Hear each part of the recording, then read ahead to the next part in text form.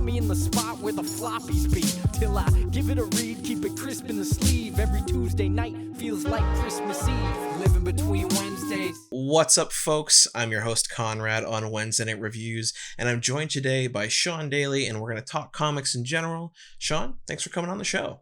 Yeah, thanks for having me on, and I apologize if my head is down. I'm just working on a page right now. Ooh. So it's in the penciling stage, and there's a lot left to do. So, but thank you, I appreciate it, man. It's nice to actually finally sit down and get to talk about comics and stuff. You know? Yeah, it's been in the works for both of us for a while, and yeah, very excited to have you on.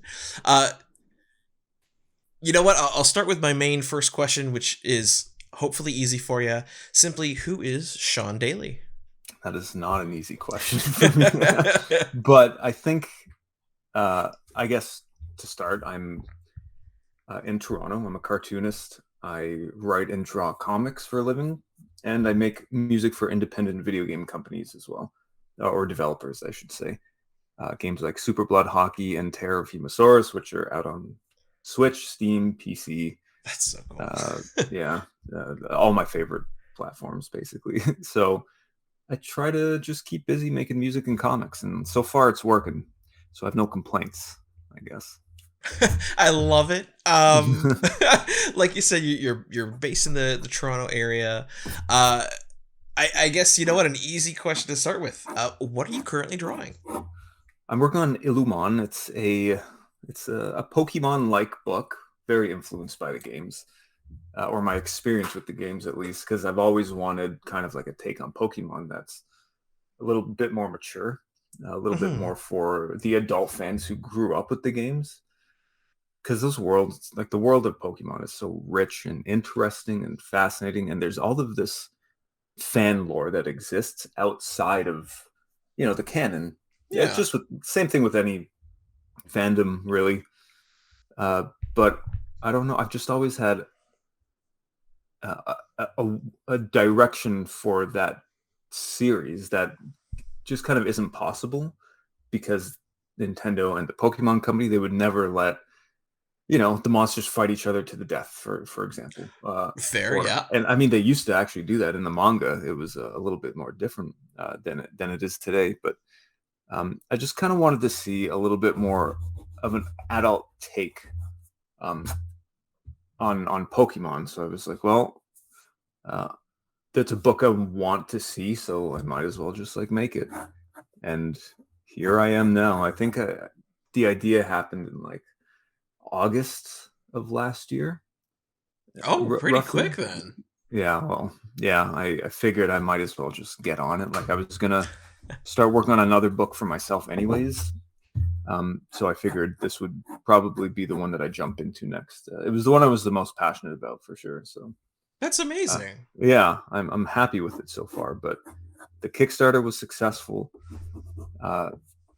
and yeah, I'm just going to be self-publishing it and doing a 3-book series for it. So yeah, that's super cool. You know what? Important question. If someone out there has watched this and just from your explanation alone, they're sold, I appreciate you're fulfilling a campaign starter or a campaign currently. What will be the best way for someone to get it once the initial campaign is done and everyone's got their hard copies and digital copies and all that stuff? So Patreon is probably the best, because that is where I post first and foremost. So when I have an allotment of leftover books, I'll be offering them to patrons first. And that is quite easy to do. You'll just get a notification in your email just saying, hey, new post, books are for sale. That's usually the best way. But otherwise, just social media like Twitter and Instagram and Facebook, and probably especially Instagram. I'll be posting about this nonstop when these books are in. So Instagram is a good way. Plus, there's all kinds of other art from the book up there, and so much process stuff. I've been kind of documenting. Cool. Yeah, I love process stuff, just as a fan of comics and comic art. So there's tons of stuff like that up there on Instagram. But yeah, that's probably the best way to do that. Right on. Well, you heard them, folks. So down on the links below. You can check everything out. Go get his current books. Go get Shawn's newest books as they come out. Check out the Patreon. All the good fun stuff. Then I think, you know what, Shawn, you mentioned earlier you're a cartoonist.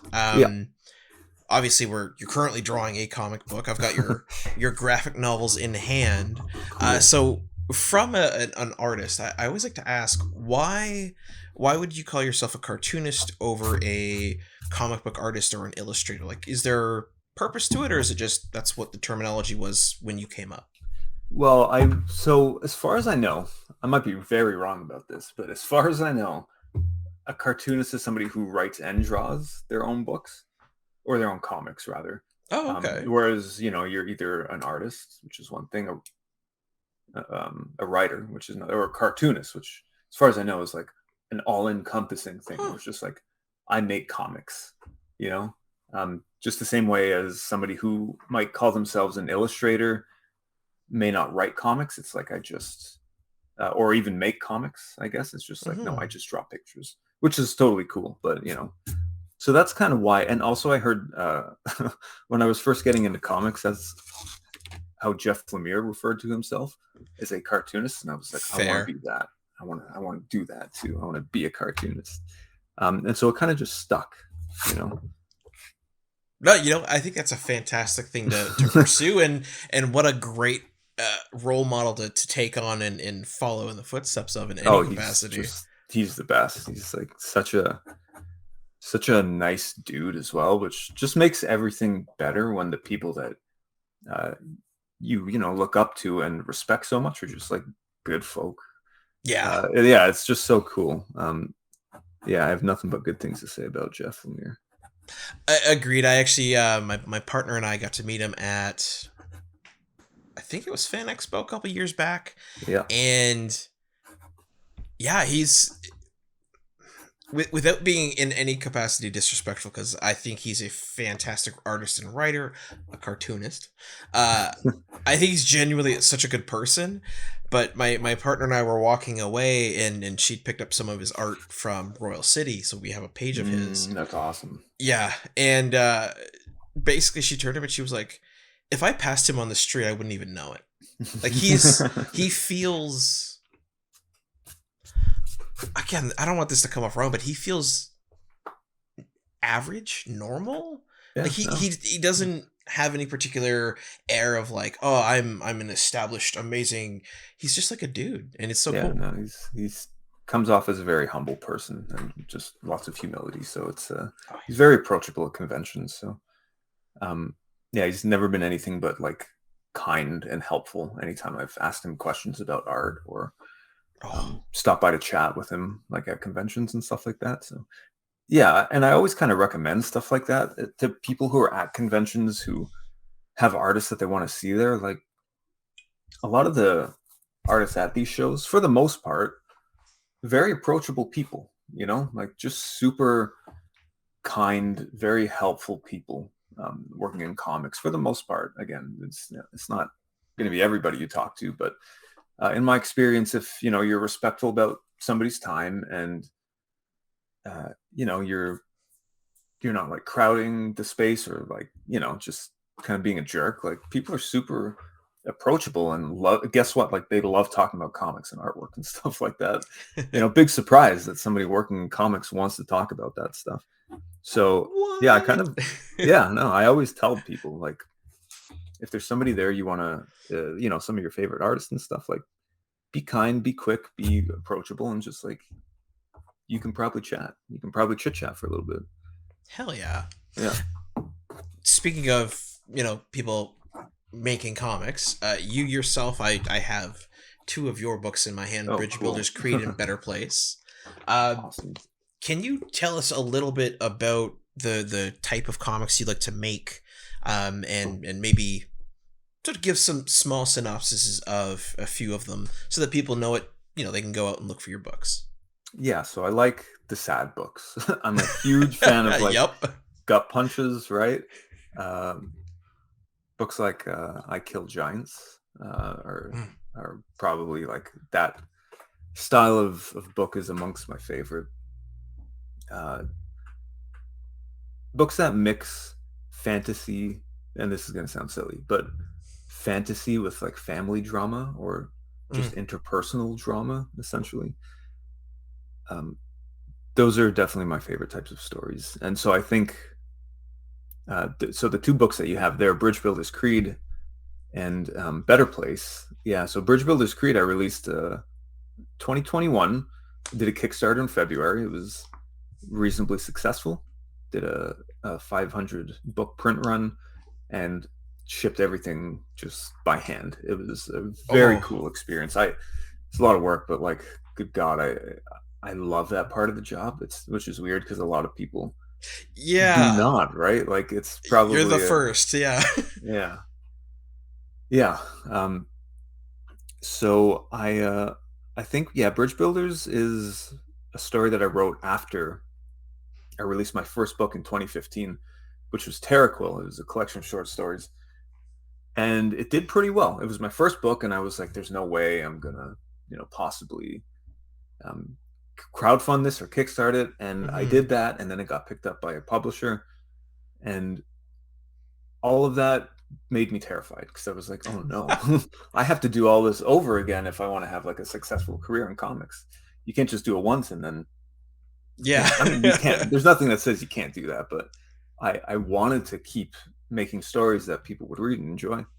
And so the pressure of like, can I do this again, or is this my peak? Have I plateaued essentially? Do I have Mhm. anything else to look forward to making comics? All of those fears went into the Bridge Builder's Creed, and it's about an old man who essentially feels like he's past the prime of his life and he has nothing left to look forward to. Mhm. His family, his friends are gone. His profession is dwindling.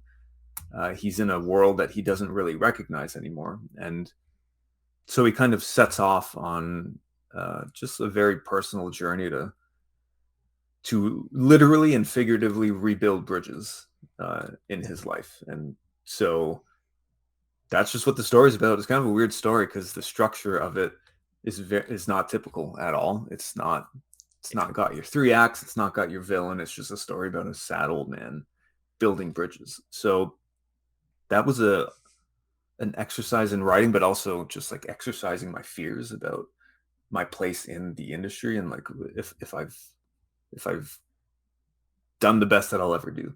Huh. Um, and so, I haven't yet come to a conclusion about any of those things, which is like fine. That's part of the journey, I guess.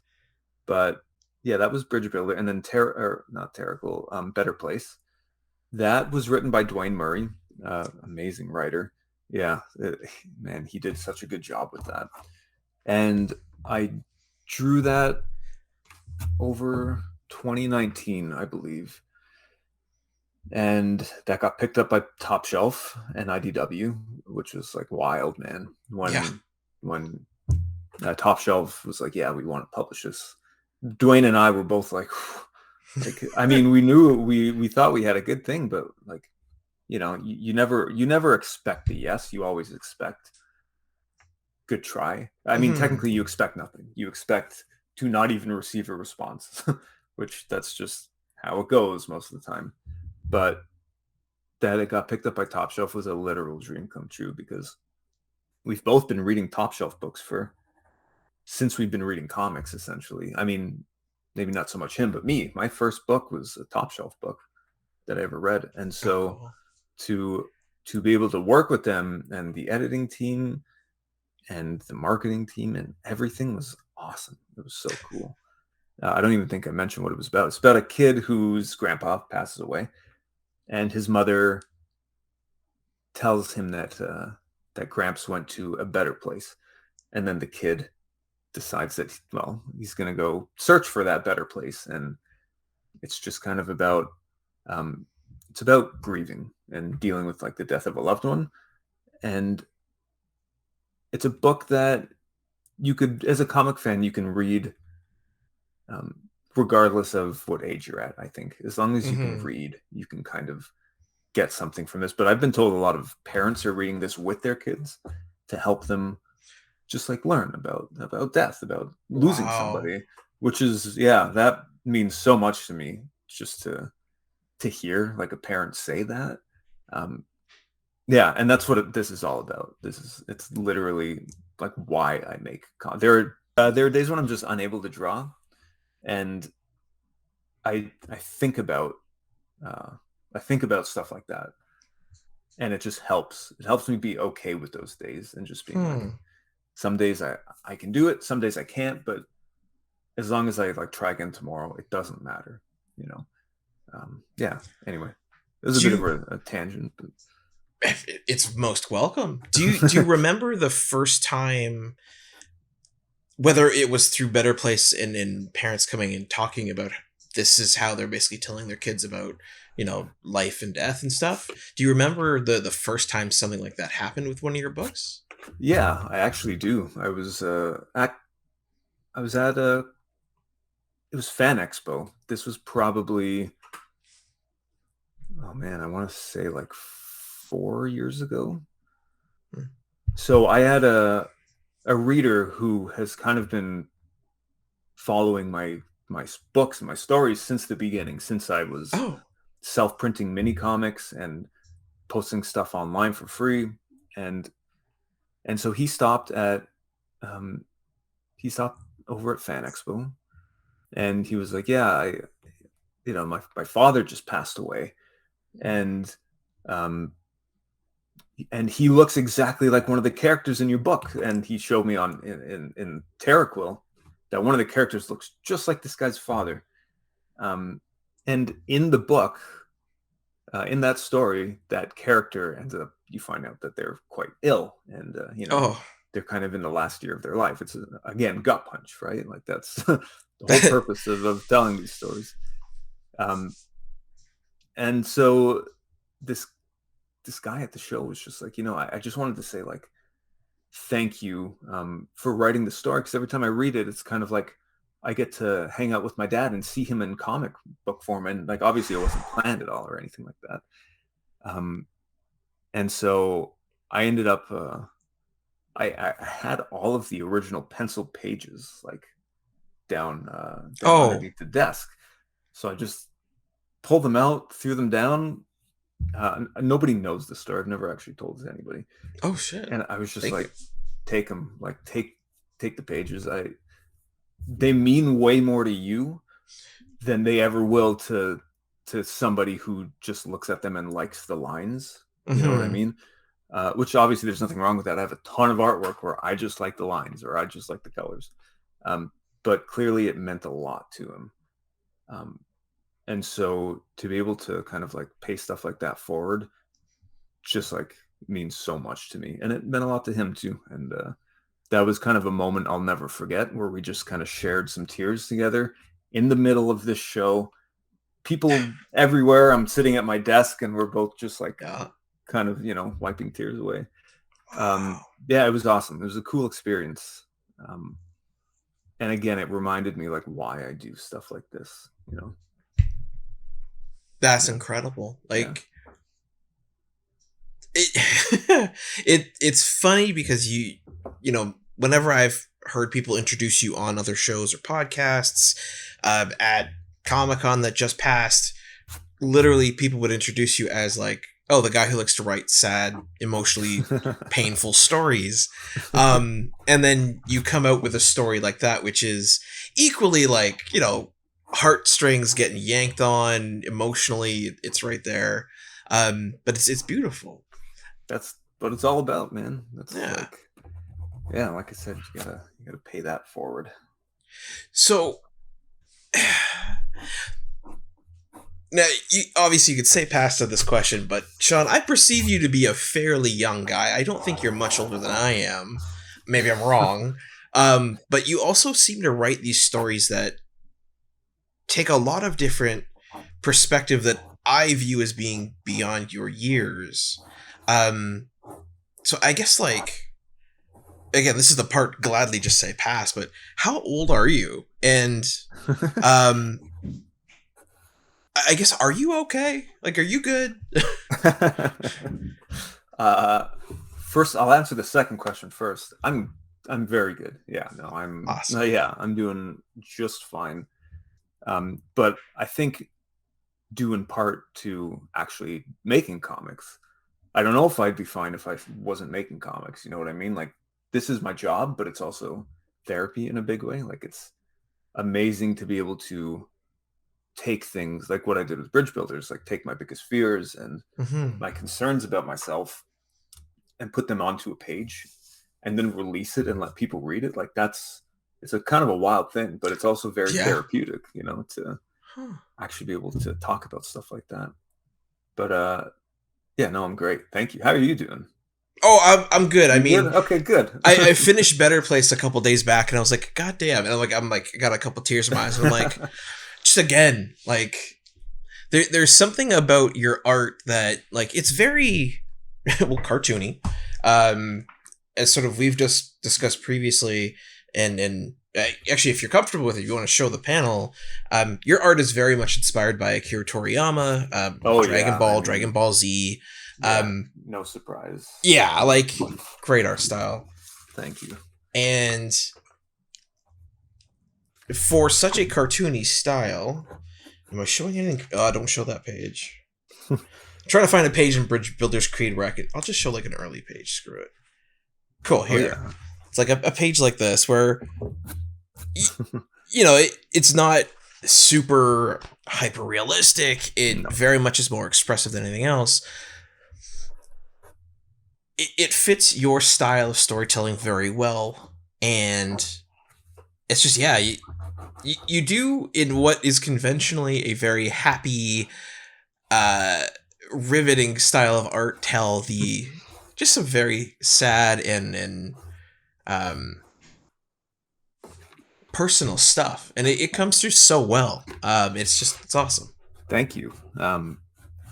That kind of Toriyama influence, I try to also.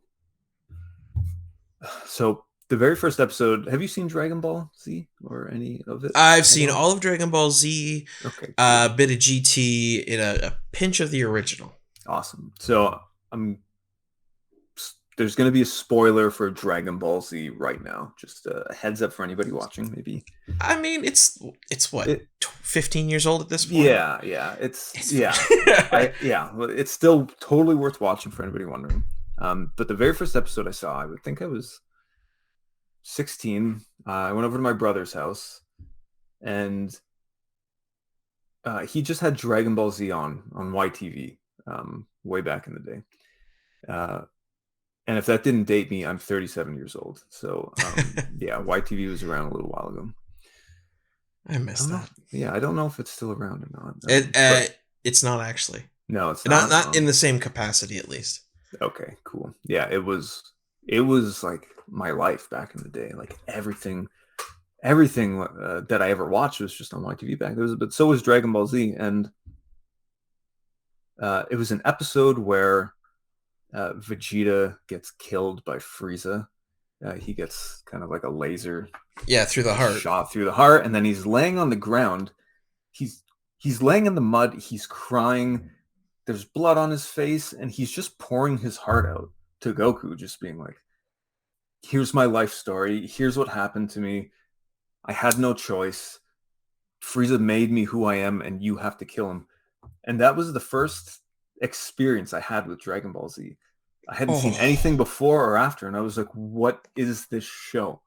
How is there a show where that looks so cartoony and friendly and it looks like a comic strip, but like people are dying and crying and pouring their hearts out? And it was so it affected me in such a way that I was just like, whatever this is, like, I need more of it right now. I don't care what it takes. And this is before the series was completely dubbed. There wasn't even official subs of it. Obviously, that came after the dub, I think. So that started my thankfully, the internet was just becoming, just much more commercial at the time. So I was able to find all of these episodes and just like watch all of the subs, and just, oh man, it was so good.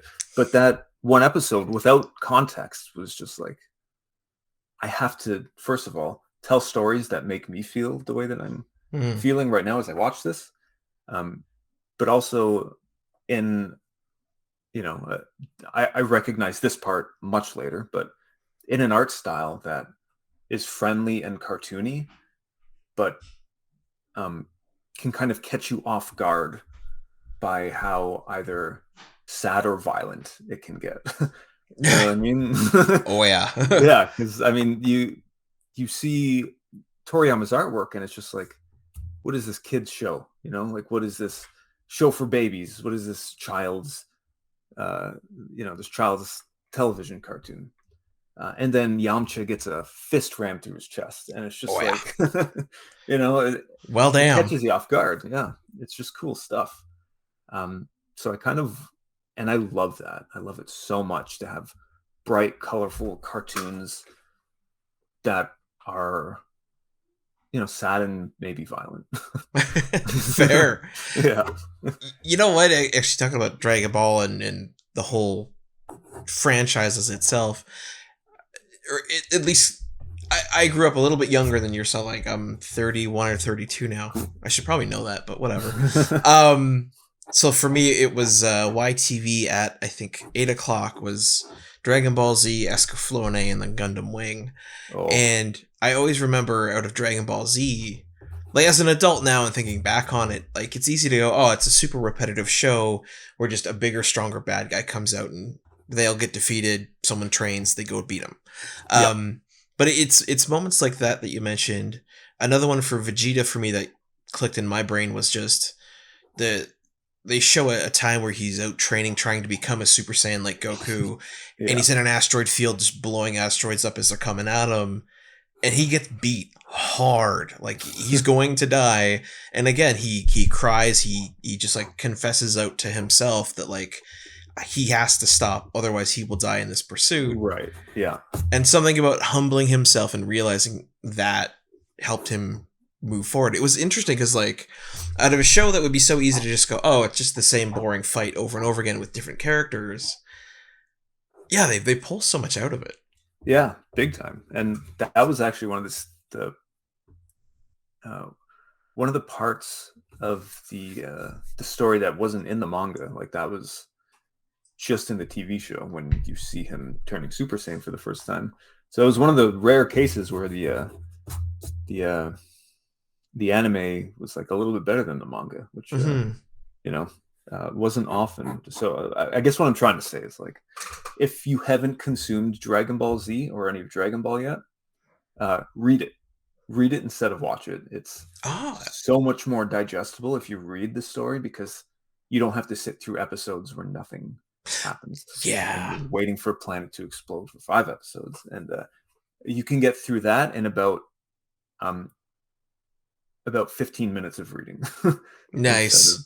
Instead of all of that time. So highly recommended to read the books. Good to know. I will have to go do that, actually. Yeah. So I did also want to touch on your music, because I had no clue that you did music until I started sort of researching you.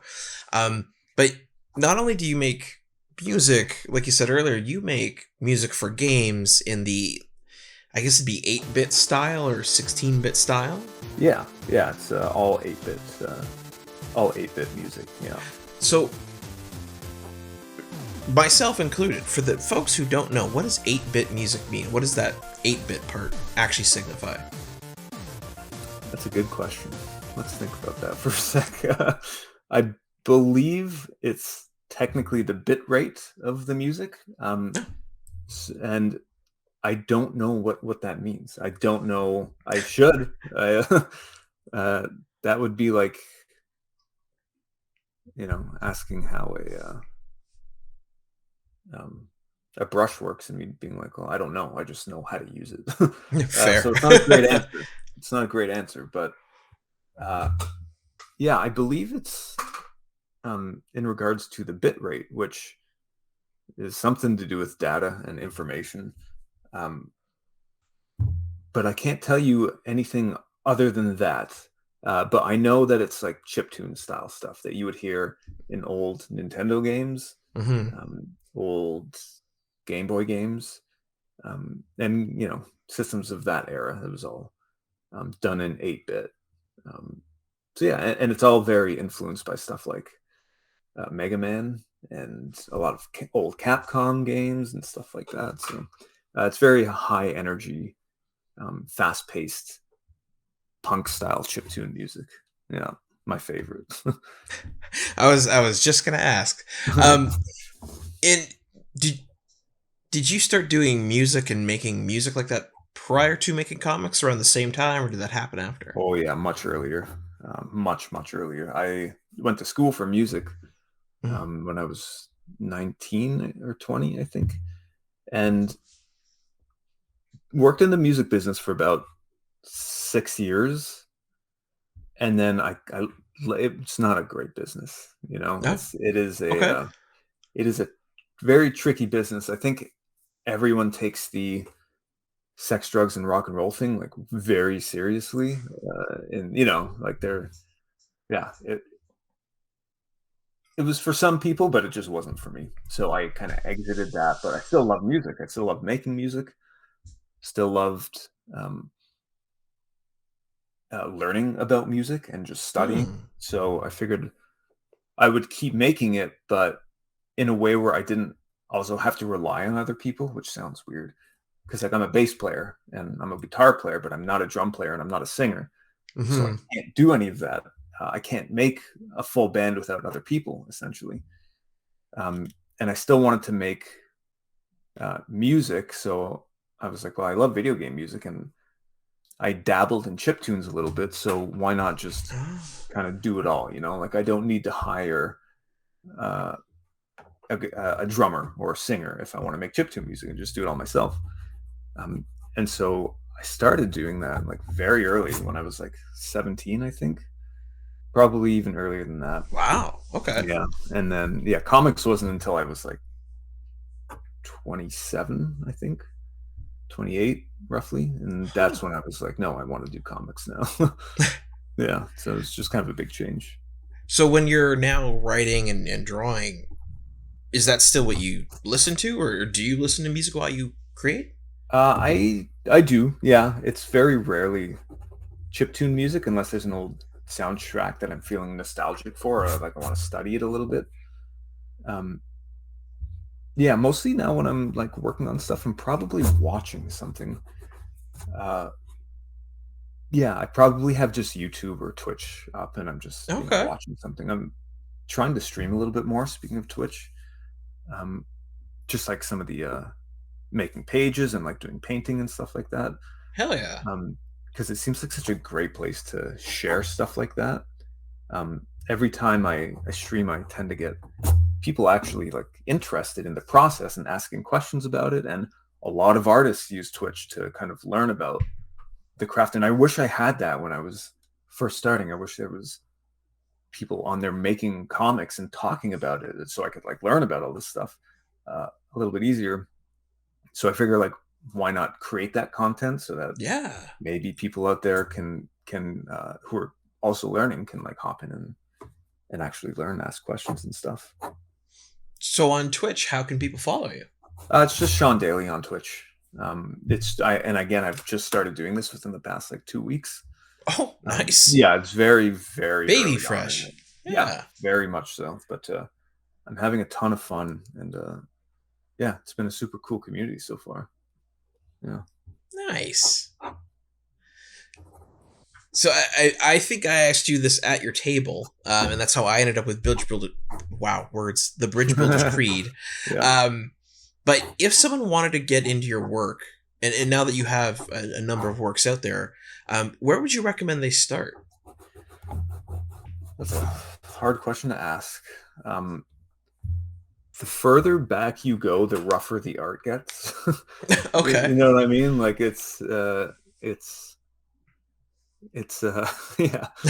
The art style has changed so much, but I'm not sure if the storytelling has. It probably has. Hopefully, it's gotten better. But so the answer kind of depends um, on what direction. Let's say somebody reads all of the books that I've done. I think that they get technically better as time goes on. Okay. Um, but I also think that the earlier books with the rougher art style offer something a little more visceral and a little bit different than what the the currently more polished books offer. Interesting. So, you know, if I'm asking somebody personally to recommend a punk band that's been around since the 80s, I usually start with their older works, their albums that were, you know, when they didn't know how to play their instruments. And then I work my way up to see how they progressed. And that's the way I like to listen to music. So I guess I would recommend that. Start with like Terracle. Terracle was the first book I ever did. That's probably a decent starting point. And they're short stories, so you don't have to commit to a full book. If you read the first, you know, 6 pages and you're like, I don't like this, good. Like you've wasted 6 pages of your life and you don't have to finish a full book. So I think that seems like a good place to start. Right on, jump on it, Tarek. Well, Yeah. And for so say someone wants to go do that now. You mentioned earlier your Patreon. Is that the best way for them to get the book, or do they have? Is there like a store they can go to get it digitally? Yeah, they can Google it. That one was published by SourcePoint Press. They may still have copies left. If they don't, just message me. I'm, you know, all my information is available. I get emails a few times a week just saying, hey, I'd like to buy this book from you. And it's like, sure, here's a PayPal link. Cool. Yeah, it's just like so much easier than, for me anyway, than having a shop and managing inventory and all of that stuff. I just like to just say, yeah, like you're looking for this, here it is, PayPal link, what's your address, I'll ship it out. Yeah, it's just easier. There may be a store eventually, depending on the future of the Illumon stuff. I may need a store because that one has been getting an amount of attention that I'm not used to. Oh. So, yeah, it's a good thing. It's a good thing, but it's a lot more work than I was expecting to manage where all of these additional copies are going. Same thing with like getting it into a few comic shops that are just looking for their own kind of retailer package kind of thing where it's a bundle of books with a few additional extras and stuff like that. So yeah, but I don't know, just hit me up online. That's like what I tell everybody. It's just like that's the best place to get anything that you're looking for that I've done, I guess. Awesome. That keeps it easy, goes directly through you. Yeah. Yeah, gotta like that. Yeah, except for Better Place. Better Place, actually, first of all, I think it's sold out. But that one you would get from IDW.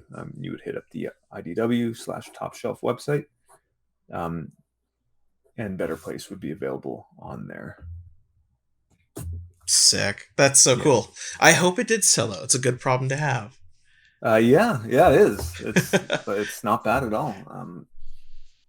Yeah. I think it did too. I think last time I checked it was sold out. So it's cool. So obviously behind you, we have a number of, I believe they're all board games, right? Yeah. So you yourself, yeah. So like many comic creators, you yourself are a bit of a gamer. Might I even say a nerd? You might say that, yeah. One might. How do you find that other creators, other games, making music and taking in music, video games, and all that stuff? How does that inform how you write and draw, and does it inform things differently? Big time, like 100%. Yeah, it's like I wouldn't be writing the stories and drawing the way I draw if I didn't consume media. Mm-hmm. You know, that a lot of people say, how do you develop a style? And this is something I talked about at a panel at Comic-Con a couple weeks ago. But somebody said, how do you develop a style? And the answer is just consume your favorite stuff and then try to emulate it, try to mash it all together and like mix it up into a big ball and just like, you know, just make that.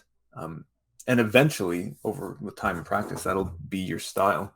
You don't even know you have it until somebody says, hey, I love your style. And you're like, what? Like, excuse me, what style? But yeah, I consume a lot of when I'm not drawing or writing or doing music, I'm consuming something probably And that's either going to be in the form of a book or playing a board game, which a lot of them are solo these days, which is super nice, you know? Board If you could, games? yeah, well, there are a lot of board games with like um, a single player mode, something that like, Huh. you know, you could just like rock yourself, kind of with like, it's almost like AI rules built into it where Oh, okay. the game can kind of run itself where there's only one player involved. Huh. So it's pretty cool. It's a neat way to get like a game fix in without using a screen or a controller or like electronics, which is why I got into all this stuff, because I was like, you know, I want to play games and stimulate that part of my mind, but I don't want to sit and look at a screen for 2 hours playing a video game, which, I mean, I do that anyways and often. So it's nice to have the Switch every once in a while, and not the system, but the Switch to board games. But yeah, they inform my creativity a lot, like a lot. So why the desire to get away from the screen? Yeah. Well, would you, and this is kind of a rhetorical question, would you suggest that like we spend too much time on screens anyway, which I know is funny since we're both looking at one now, Yeah, really. creating content for somebody else to look at a screen? But do you think that like we have too much screen time in our lives? I don't know. Okay, not to get too heavy on this question. I'm not a parent, right? Sure. So I don't feel comfortable saying, oh, you know, when I see kids just on screens all the time, because I've never had to raise a kid. And Sure. we're also the first generation, or I guess technically there's one after us that's likely knocking out kids now, which is scary to think about. Where that's even been an option, right? So, Right. like as a kid, so I grew up, and I remember playing, you know, Duck Hunt when I was like 8. Mega Man X became my you know, flesh and blood when I was about 12. Nice. And it gaming ever since. And then even like I've worked from home and it's all digital. So for me, I live in a nearly, I'm going to argue 60% digital world, right? So I'm sure it's not good for my physical health, like hands down, but like, I don't know. I think of all the benefits of it, right? Like I can talk to you. I have no clue where you're located. I know it's somewhere in the Toronto area, Mhm. but like I've also talked to people in North Carolina, in Vancouver. So like that's amazing technology. Yeah. I agree. I agree with everything that you've said, and I do think that it's changed our lives for the better in a huge way. And I'm not even talking about like screen, but just like having the internet. So when I was in high school, you know, we had clocks on the wall like most schools, but this particular school began replacing clocks with televisions. Yeah, so there would be TVs everywhere, like hung up on the walls with clocks on them, like a digital clock counting down until you have to get to your next period. So that when you're in the hall, if you look up and you see a red screen, you know you have like a minute and a half left to get to class. Kind of like interesting. that. Okay. Yeah. They would also feed us, you know, school news and stuff through these TVs and such. But I remember thinking like, this is wild. Why we can just look at clocks? Why do we need TVs in every single room? And this high school was huge. It had the Durham District Public School Board headquarters inside of it. So oh wow. It was one of the biggest schools in Ontario. It wasn't a great school, to be perfectly honest, but it was big. it was huge, yeah, and they had money, so they replaced all the clocks with screens, and I was just like, good God, like why do we need this? And even back then, I was kind of questioning it, but I think we have way too much screen time in our lives. I know I do for sure. There were times where I'll be looking at my phone, feel content that I've gotten the news or the social media stuff that I was looking for, and then put it down and like not even 30 seconds later, I've picked it back up again. And I'm like looking, and then I'll catch myself being like, no, I just put this down. Like, I'm good, Yeah. right? Like, I don't need that. I had other things I wanted to do anyways. I'll just go do, those, or I'll read my book, or like do other things basically. But I feel like, and this isn't a problem that is, I think, just people our age have, or younger people, even people our folks' age, like they grew up with screens at work as well. They would be in front of monitors all day, every day. They didn't have the option to come home and then look at another screen, right? Like, for the most part, some of them did. My girlfriend's father is a huge gamer, and like he grew up in like the 70s, 80s, and 90s, and even today with cool. like computer games and stuff. Yeah. So for him, a little different. He could do his job and then come home and then keep looking at a screen. But I think that just today, like, we have way too much, just too much screen time. And I think that's why board games are awesome. This is just the point that I'm getting at, is I think that having, something that stimulates your mind, it's like doing a puzzle, Oh, hell yeah. It's kind of the same thing. It just works that part of your brain.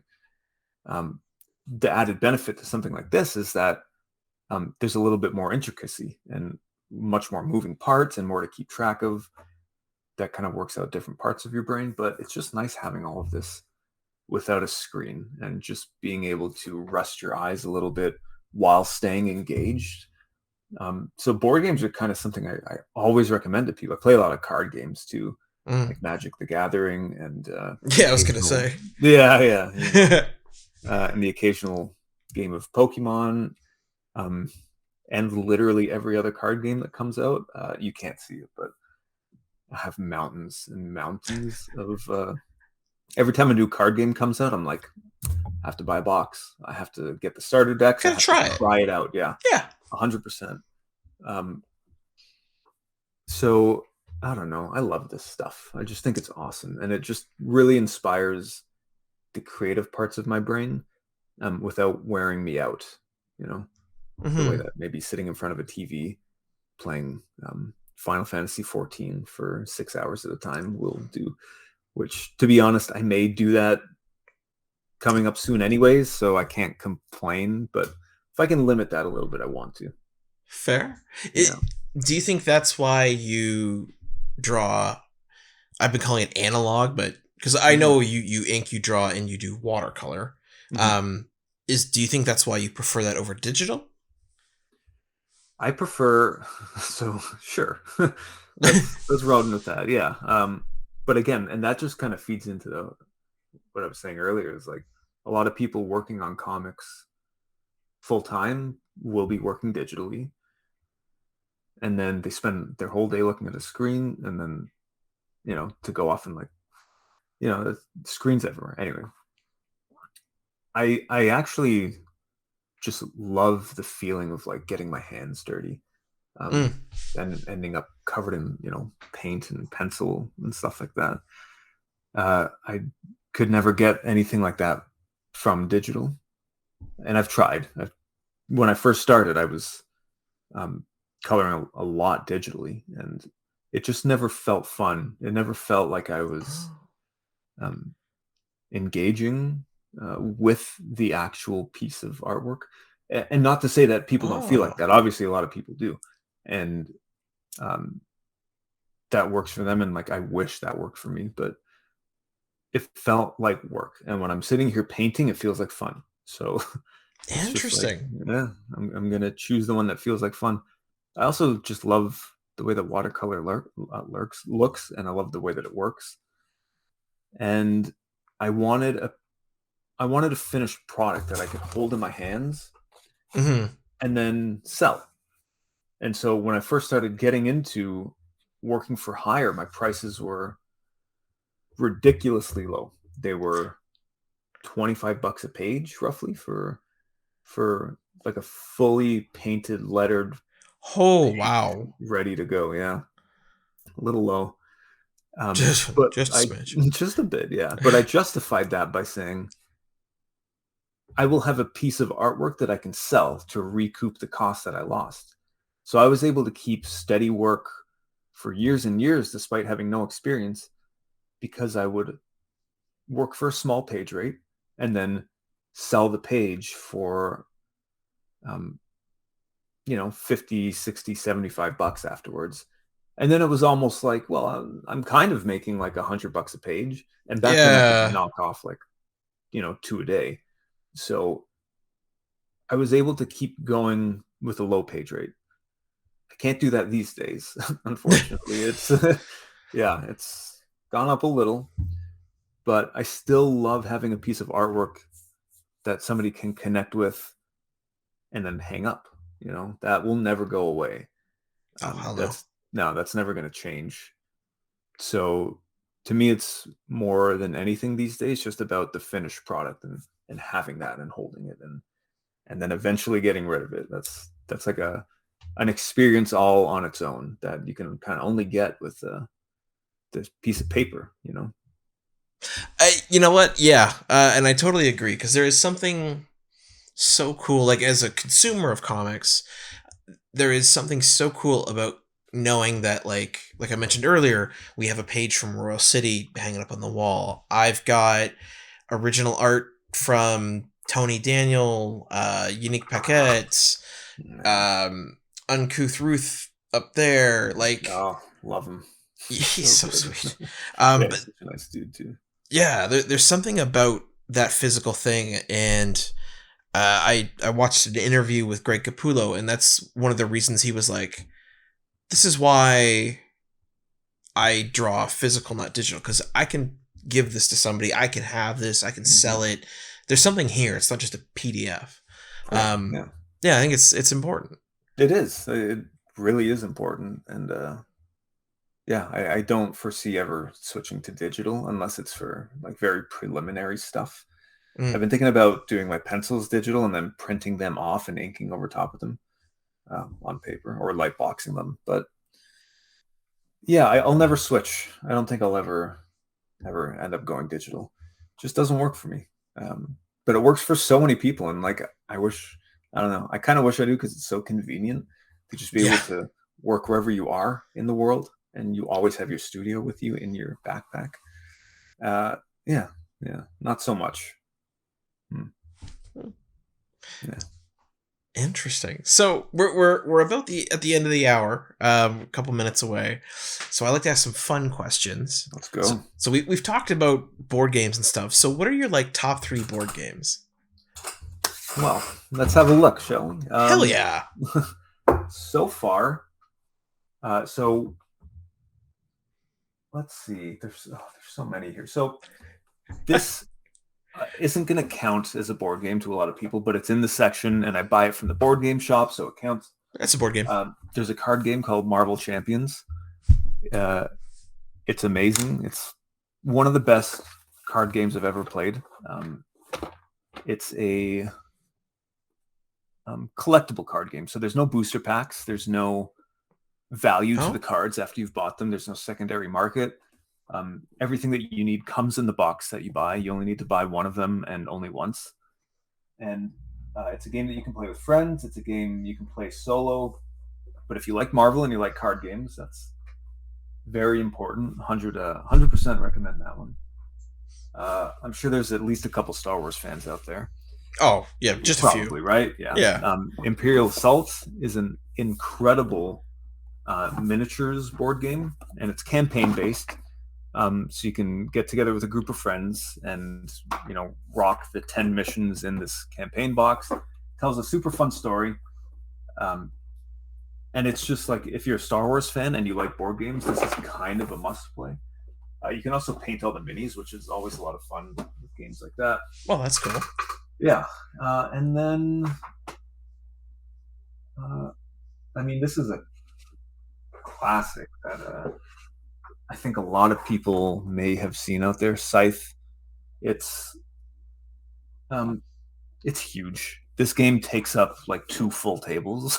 Like there's a lot of moving parts to it, and It's very fun. It's kind of a mixture. This is going to sound wild, but it's a mixture of like farmers and mechs.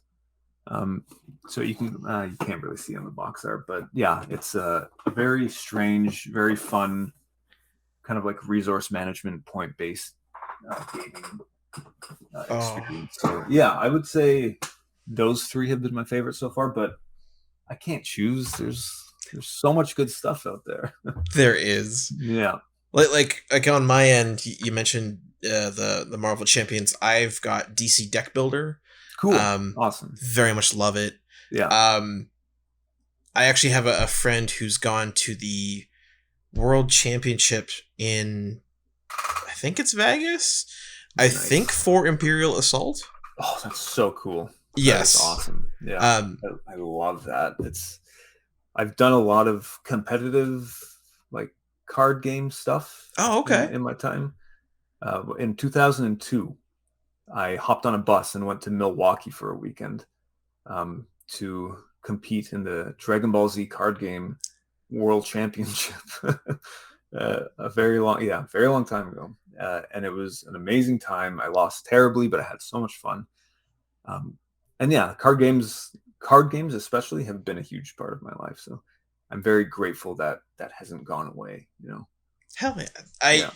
And I don't think it ever will. Hopefully not. Hopefully. I'm loving and intrigued at the idea of board games you can play one player when needed. That's super cool. Yeah. So then I guess my next question is kind of a question that I find a lot of comic creators can't answer, but I'll give it a shot. What are you currently reading? Like for enjoyment? For enjoyment. Okay. So I'm reading The Golden Compass from the first book in his Dark Materials. Yeah. I have heard good things from many people, so I'm reading it right now. I've only got about 9 chapters in. So but it's very, very good. Having a lot of fun with that one. Reading, let's see, comics wise, Gold Goblin, which is, have you heard of Gold Goblin? Do you know? Just now. Yeah, it's a Marvel book. It's 5 issues in, I think. It's kind of like a Norman Osborn redemption arc where he is absolved of his sins and his his mental health challenges are being managed for kind of the first time in his life. Interesting. But he still has his powers, and so he starts using them for good, and he wears this like golden outfit with like a golden glider, and he's calling himself Gold Goblin. And it's pretty cool because he still does have these mental health challenges, but again, he's managing them and trying his best, even though they still creep up on him from time to time, and he still has to live with them. It's a very cool story. It kind of came out of nowhere. I don't remember seeing any ads for it or anything. And then, I'm a huge Spider-Man villains fan. Like that Rogues Gallery is my all-time favorite. Nothing will top it. And so Gold Goblin, super cool. I read Superman Lost the other day, the first issue. Pretty cool. Yeah, pretty cool. Neat idea. I'm going to read issue 2 for sure. And then that was this week. So that's like love it. Yeah, that was all this week. So that's kind of the fresh stuff in my mind. Beautiful. Then you know what? I guess I'll ask you my last question then for tonight. Simply, who do you think I should interview next? Let's see. I think that you should talk with Easton DeVerna next. The writer of Samurai Grandpa, which is a book that I drew. Okay. He is, and we're working on the second one right now that you'll be hearing more about next month. But he's, first of all, a good friend, despite I've never met him.